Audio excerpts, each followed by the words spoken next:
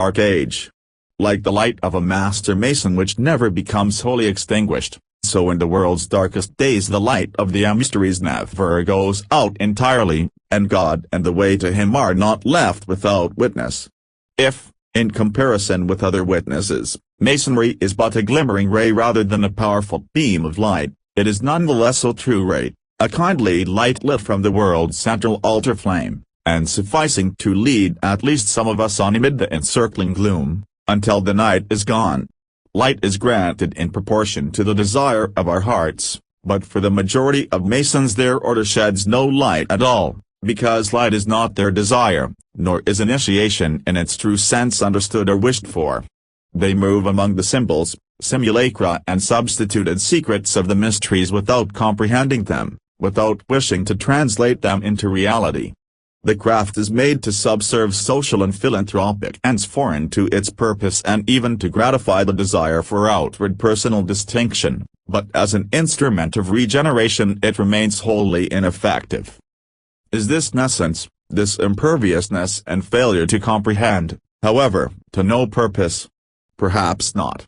Each of us lives in the presence of natural mysteries he fails to discern or understand, and even when the desire for wisdom is at last awakened, the education of the understanding is a long process. Nature and all her kingdoms builds slowly, perfecting her aims through endless repetitions and apparently wanton waste of material, and in the things of the kingdom which transcends nature, the same method prevails. Souls are drawn but slowly to the light, and their perfecting and transmutation into that light is often very gradual. For long before it is able to distinguish shadow from substance, humanity must try its prentice hand upon illusory toys and substitutions for the genuine secrets of reality.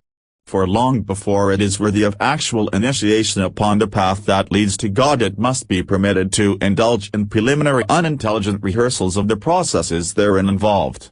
The approaches to the ancient temples of the mysteries were lined with statues of the gods, having no value of themselves but intended to habituate the minds of neophytes to the spiritual concepts and divine attributes to which those statues were meant to give objective form and semblance.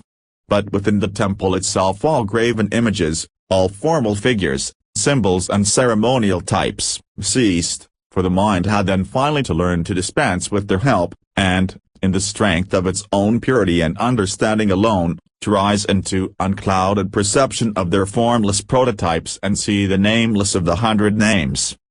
Get knowledge, get wisdom, but with all thy meaning gettings, get understanding, exclaims the old teacher, in a counsel that may well be commended to the Masonic fraternity today, which so little understands its own system.